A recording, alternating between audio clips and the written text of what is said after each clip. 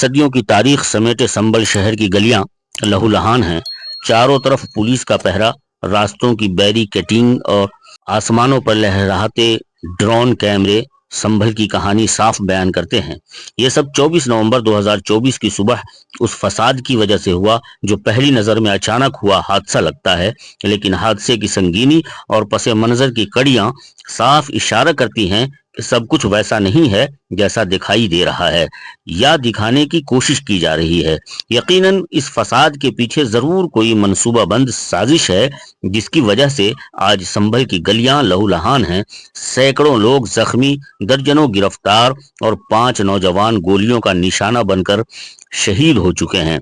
سنبھل میں ہر چہار جانب فضا سوگوار تھی، لوگ خوف و ہراس کے زہریلے اور کڑوے گھونٹ کو اپنے حلق سے بمشکل اتارنے کی کوشش میں سرگرداں تھے۔ ہر بار کی طرح اس بار بھی مسجد جامع سنبھل کو مندر بتا کر اپنا وہ پرانا حربہ چربہ استعمال کر کے مندر بتا رہے تھے۔ اس کے متعلق سروے کے لیے ایک ٹیم بھی اپوائنٹ کی گئی اور اس عمارت خدا کو زمیں بوس کرنے میں سرگرداں پولیس ادھیکاری، خاکی پوشاک جو پہلے امن کا نشانہ تھا اب اس پوشاک میں موت کے سوداگروں نے غاصبانہ قبضہ کر رکھا ہے۔ شیر کی کھال بھیڑیے کی طرح جب رکچھک ہی بھکچک بن جائے پھر تو فتنہ فساد، جنگ و جدال، قتل و قتال اس کے نتیجے کی صورت میں برآمد ہوتے ہیں۔ حیراں ہوں دل کو روؤں کہ پیٹوں جگر کو میں، مقدور ہو تو ساتھ رکھوں نوحہ گر کو میں۔ اب تو حکومت بھی ان کی اور حکمراں بھی ہر جگہ شیر کی کھال میں بھیڑیوں ہی کا بسیرا ہے۔ ہندوستان اب عدل و انصاف، برابر اور مساوات کے تقاضے بھول چکا ہے۔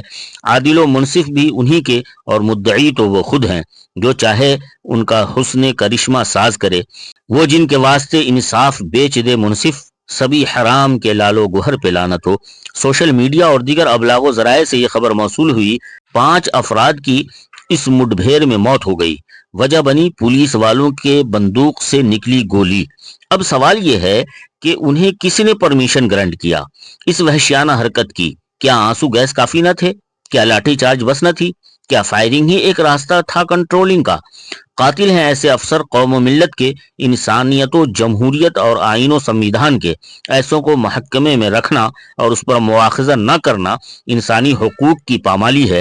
حکومت سے پھر ایک بار یہی کہنا ہے کہ ایسے دہشت پسندوں کو دیوار زندہ کے پیچھے محصور کر دیا جائے کہ امن و امان کا راستہ ہموار ہو، ورنہ یہ سلگتی نفرتوں کی آگ دھیرے دھیرے ایک جنگ کی صورت اختیار کر جائے گی۔ یہ عنصر ایسا سم قاتل ہے جو قریباً ہندوؤں کے اعصاب میں خون کی طرح بہہ رہا ہے اور اس کا تریاق کوئی نہیں۔ روک تھام کی ایک ہی صورت نظر آ رہی ہے، ایسوں پر سخت ترین کارروائی کی جائے، پاور میں دھت اس کا مس یوز کرنے والوں کو برطرف کر دیا جائے۔ انہوں نے 5 گھروں میں روشن 5 چراغوں کو اپنے ظلم کی پھونک مار کے بجھا دیا، اس سزا کی پاداش اور بدل بھی تو کچھ بنے۔ آئیے دیکھتے ہیں اصل وجہ کیا ہے۔ سنبھل کی شاہی جامع مسجد عہد مغل کی یادگار ہے۔ بابری مسجد کے 1 سال بعد سن 1529 کو اس کی تعمیر ہوئی۔ تب سے لے کر آزادی تک کبھی کوئی تنازع نہیں ہوا۔ آزادی کے بعد بابری مسجد پر فرقہ پرستوں نے تنازع ضرور کیا، لیکن سنبھل کی مسجد تب بھی تنازع سے پاک رہی۔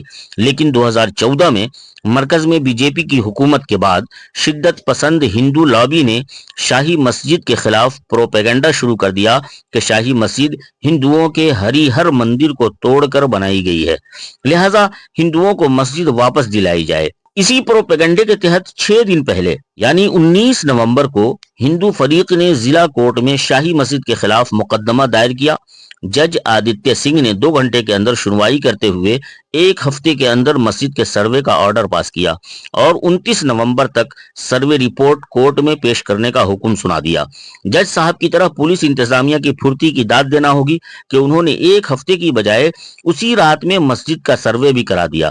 جامع مسجد کمیٹی اور مسلمانوں نے انتہائی صبر و تحمل کا ثبوت دیتے ہوئے سروے ٹیم کو پورا تعاون دیا۔ رات 11-12 بجے تک سروے چلتا رہا۔ سروے کے بعد ضلع انتظامیہ اور ASI کی ٹیمیں واپس لوٹ گئیں۔ اگلے دن یعنی 20 نومبر کو مسلمانوں نے اس فیصلے کے خلاف ہائی کورٹ میں اپیل کرنے کا فیصلہ لیا۔ چونکہ ابھی سروے رپورٹ کے جمع ہونے میں وقت تھا، اس لیے ذمہ داران اپنی تیاریوں میں لگ گئے۔ اس درمیان ہندو کمیونٹی کی جانب سے ڈی ایم کو درخواست دی گئی کہ ہم لوگ سروے سے مطمئن نہیں ہیں، اس لیے دوبارہ سروے کرایا جائے۔ ڈی ایم صاحب نے بغیر عدالتی نوٹس کے خود ہی دوبارہ سروے کا حکم دیا اور 24 نومبر کی صبح 7 بجے ہندو فریق کا وکیل وشنو شنکر جین بہت سارے اوباشوں کی بھیڑ کے ساتھ مسجد پہنچا۔ یہ بھیڑ لگاتار جے شری رام کے نعرے لگا رہی تھی۔ ان کے اکساوے اور شرارت کی وجہ سے مسلمان بھی جمع ہونا شروع ہو گئے۔ مسجد کے اندر سروے ٹیم اور پولیس انتظامیہ کی موجودگی میں دوبارہ سروے شروع ہوا۔ ادھر باہر ہندو شدت پسندوں کی بھیڑ کے ہنگامے سے مسلمان مشتعل ہو گئے۔ سی او سنبھل شاید اسی کے انتظار میں تھا، اس نے لاٹھی چارج کرا دیا۔ اس کے بعد ہنگامہ بھگدڑ اور پتھراؤ شروع ہو گیا۔ دیکھتے ہی دیکھتے پولیس کی بندوقیں حرکت میں آ گئی۔ جب ہنگامہ تھما تو جامع مسجد کے آس پاس کی گلیاں خون سے آلودہ ہو چکی تھیں۔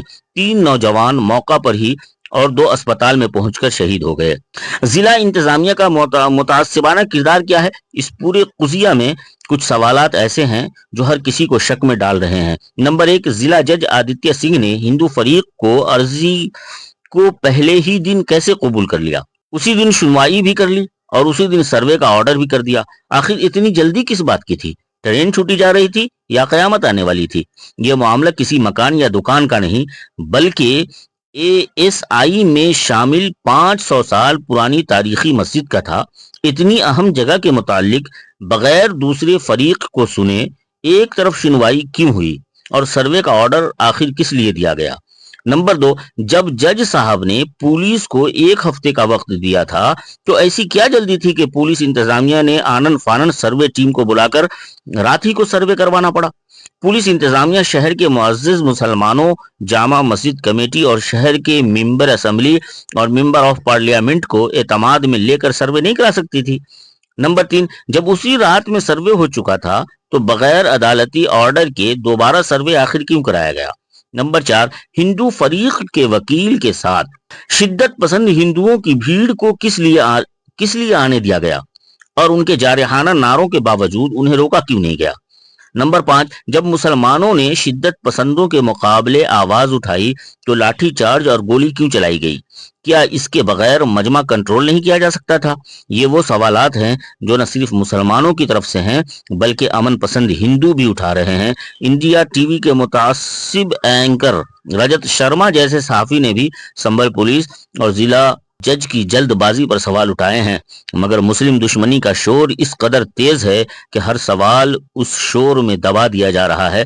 سوشل میڈیا پر شدت پسند ہندو خوشیاں منا رہے ہیں، پولیس کو شاباشیاں دے رہے ہیں، مرنے والوں کی کم تعداد پر افسوس کر رہے ہیں۔ ایسا لگتا ہے کہ ان کی خونی پیاس ابھی بجھی نہیں ہے، انہیں ابھی اور خون چاہیے۔ موقع ملے جسے بھی وہ پیتا ضرور ہے، شاید بہت مٹھاس ہمارے لہو میں ہے۔